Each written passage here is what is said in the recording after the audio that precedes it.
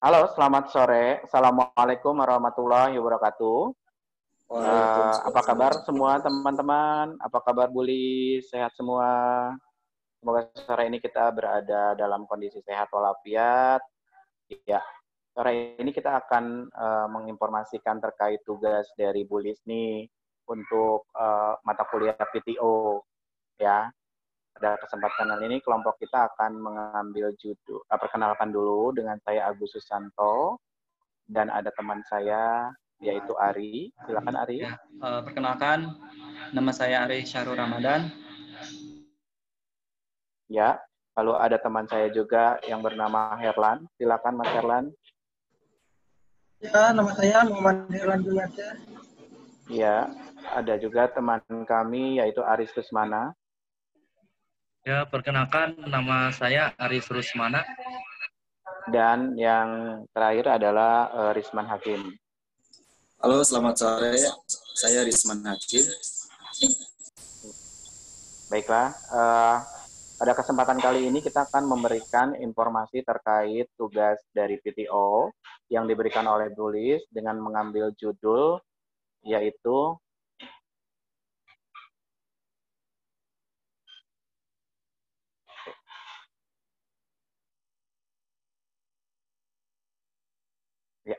Sistem Pengolahan Data dan Penjualan Pulsa pada Konter Garage Sale 2020.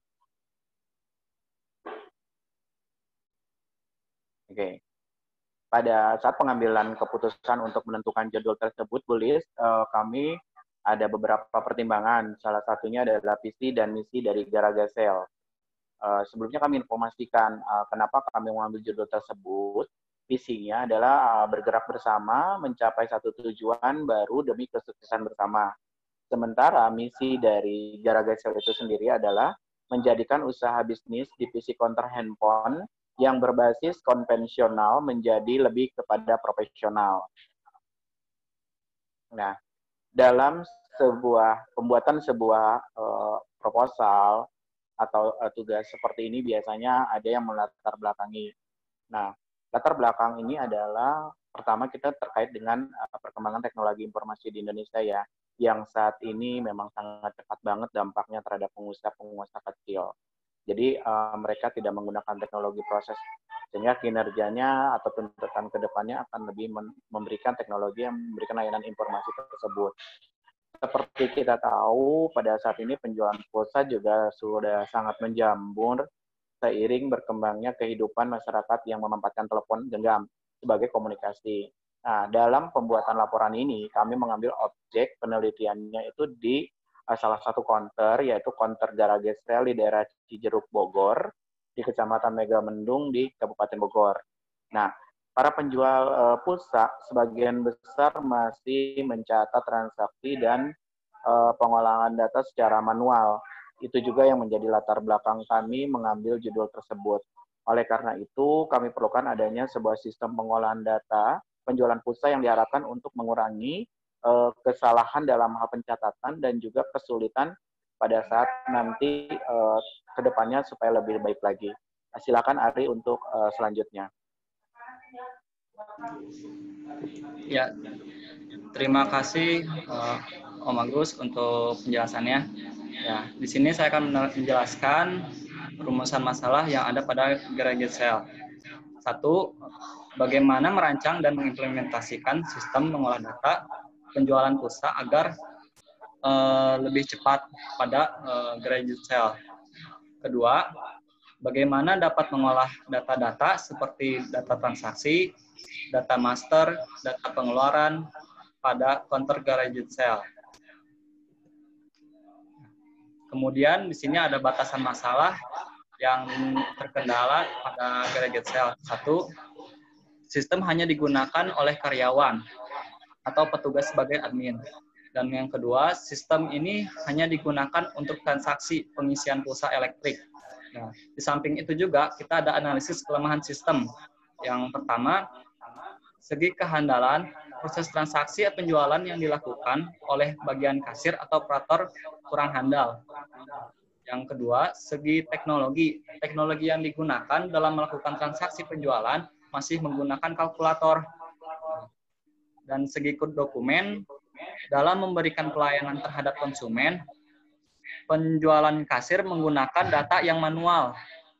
Dan yang terakhir, dari segi laporan yang dihasilkan belum tersusun dengan rapih sehingga kurang bisa untuk digunakan sebagai sarana dalam mengambil keputusan. Yang selanjutnya akan dijelaskan oleh Muhammad Herlan Juliansah. Silakan.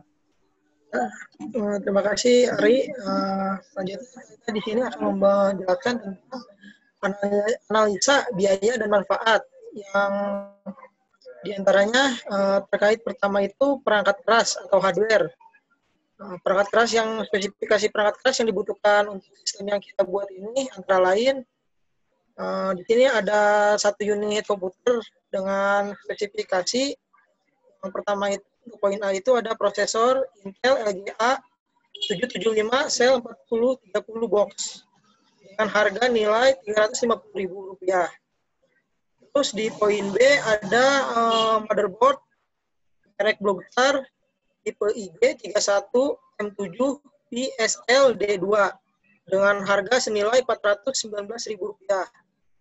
Selanjutnya C ada memori dengan merek PAV tipe DDR2 1 GB 3200 cycle dengan harga Rp430.000. Selanjutnya di poin D ada hard disk tipe dengan merek Seagate dengan kapasitas 500 GB untuk tipenya SATA dengan nilai harga Rp500.000. Selanjutnya untuk poin E ada stabilizer. Stabilizer ini sudah built-in dengan casing yang dengan tipe SPC RX 450 watt dengan harga Rp155.000. Selanjutnya ada mouse plus keyboard tipe PS2 dengan harga senilai Rp42.500. Selanjutnya ada monitor ukuran 15 in merek Muscle Power seharga Rp135.000.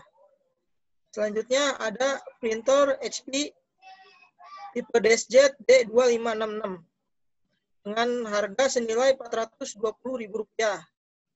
Selanjutnya ada handphone Android untuk menunjang operasionalnya dengan harga senilai Rp1.500.000. Jadi total untuk pengadaan hardware di sini senilai Rp4.251.500. Selanjutnya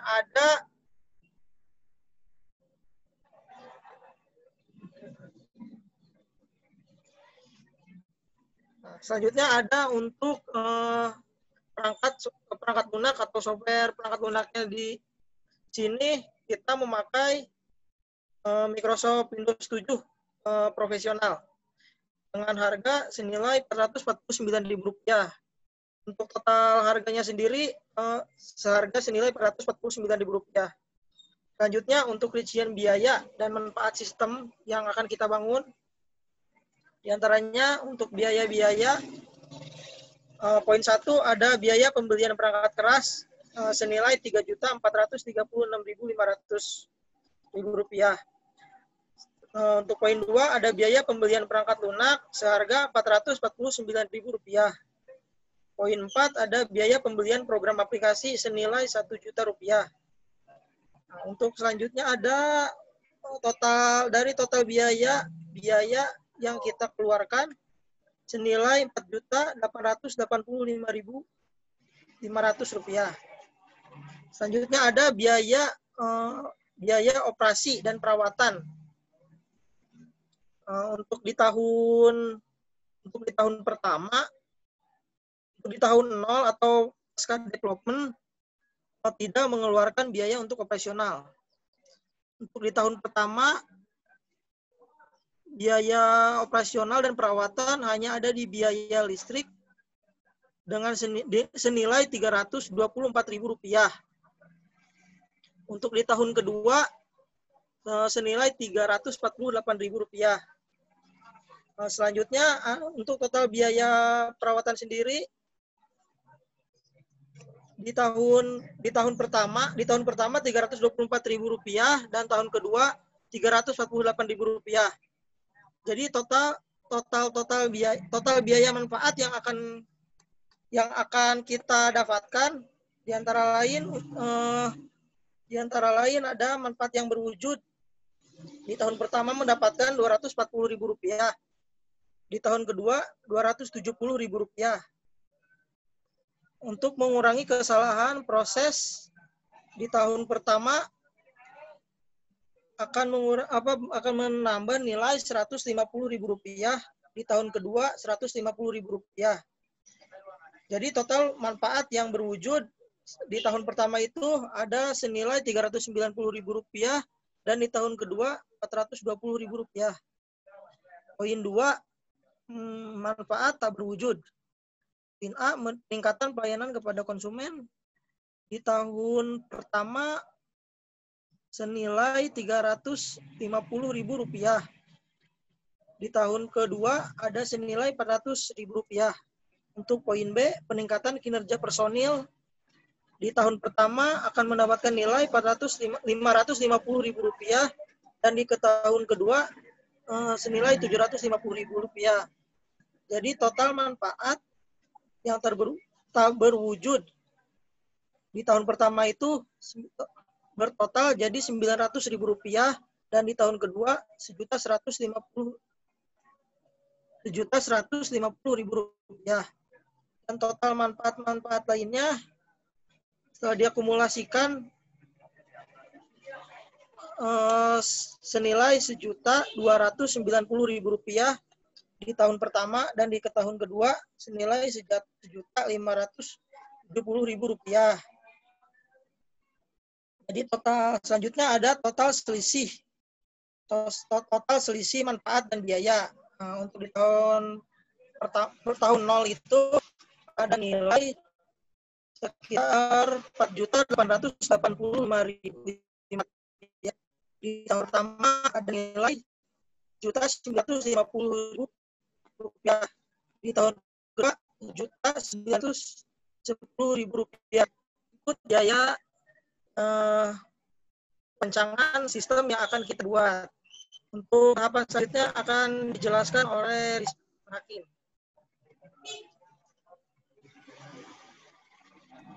Oke, selanjutnya saya akan melanjutkan dari presentasi berikutnya, yaitu di sini ada tujuan.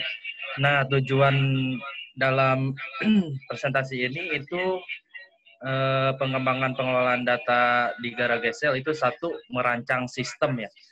Merancang sistem pengelolaan data penjualan pulsa di counter GarageSale. Nah, kedua, mengolah data.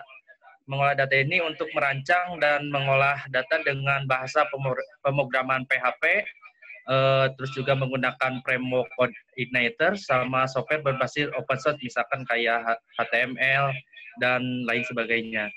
Nah, ketiga itu memudahkan transaksi, tidak perlu untuk menulis di buku pencatatan yang kalau sebelumnya kan ditulis manual ya, bisa memperhambat waktu juga. Nah, keempat itu mencapai hasil ini untuk supaya pelayanannya supaya cepat, jadi tidak menunggu lama si konsumennya. Nah, di sini ada landasan teorinya. Nah, landasan teori ini definisi sistemnya itu, sistem dapat didefinisikan dalam dua kelompok pendekatan. Di dalam pendefinisian sistem yaitu menekankan prosedurnya dan menekankan pada komputer atau elemennya. Nah, di sini ada definisi informasi. Informasi itu suatu hal yang penting dalam suatu sistem. Jadi sistem kurang mendapatkan informasi akan menjadi kurang berguna dan mungkin berakhir. Jadi informasi itu data yang dioleh menjadi bentuk yang lebih berguna dan lebih berarti bagi penerimanya, atau mungkin untuk mempercepat suatu transaksi gitu ya. Nah, ada juga di sini pendukungnya itu ada HTML. HTML itu ya disebut dengan hypertext markup ya, atau dalam bahasa pemrograman. Kedua ada CSS. Jadi salah satu bahasa pemrograman web itu mengendalikan beberapa komponen dalam sebuah web sehingga akan lebih berstruktur dan seragam. Terus ada PHP. PHP ini sebagai bahasa server side scripting atau menyatukan dengan HTML atau CSS dan yang lainnya. Jadi membuat halaman web yang dinamis. Nah, terakhir ada JavaScript. JavaScript ini bahasa pemrograman yang sederhana karena bahasa ini tidak dapat digunakan untuk membuat aplikasi ataupun aplikasi yang biasa gitu. Nah, selanjutnya akan diteruskan oleh Risman Hakim. Baik, selanjutnya saya akan melanjutkan presentasi mengenai pembahasan. Dari pembahasan di atas kita akan dapatkan hasil penelitian. Maka yang akan dikembangkan sistem penjualan pulsa model konvensional ataupun manual menjadi sistem baru penjualan pulsa terpusat via web. Nah, dengan sistem baru maka kelemahan yang terdapat pada sistem lama dapat teratasi. Kemudian adapun hasil analisis pieces setelah sistem lama diubah menjadi sistem baru adalah yang pertama, analisis kinerja sistem baru dikerjakan oleh komputer sehingga kinerjanya menjadi lebih baik dan dapat terhindar dari kesalahan saat berinteraksi. Kemudian yang kedua, analisis informasi sistem dapat menyajikan informasi secara real time dan dalam jangkauan yang lebih luas. Kemudian selanjutnya, analisis pengendalian kontrol lebih mudah dilakukan dalam sistem baru karena dikerjakan oleh komputer. Oke. Selanjutnya, adapun kesimpulan yang diperoleh setelah merancang sistem pengolahan data penjualan pulsa pada konter Garagesel adalah sebagai berikut. Yang pertama adalah sistem lama. Sistem penjualan pulsa secara manual memiliki keterbatasan waktu dan jangkauan pasar, sehingga customer lebih terbatas. Kemudian administrator keuangan lebih susah karena dilakukan secara manual dan cenderung tidak rapi dan acak-acakan. Nah, kemudian ada sistem baru, sebuah pesan pendek atau SMS di dalamnya yang mengandung beberapa informasi, antaranya tanggal pengiriman, nomor pengirim, status pengiriman, dan isi pesan. Dari informasi tersebut dapat digunakan untuk sistem penjualan via web atau sistem informasi lain. Setelah informasi tersebut diolah melalui komputer. Kemudian, sistem penjualan pulsa terpusat via SMS dapat meningkatkan hasil penjualan karena proses transaksi dapat dilakukan 24 jam non-stop selama server penyedia pulsa masih melayani. Selanjutnya saya serahkan kembali kepada Om Agus. Baik, terima kasih teman-teman semua. Demikian bulis yang bisa kami sampaikan dari kelompok kami. Mudah-mudahan bermanfaat. Kami ucapkan mohon maaf jika ada kekurangan. Assalamualaikum warahmatullahi wabarakatuh. Waalaikumsalam warahmatullahi wabarakatuh.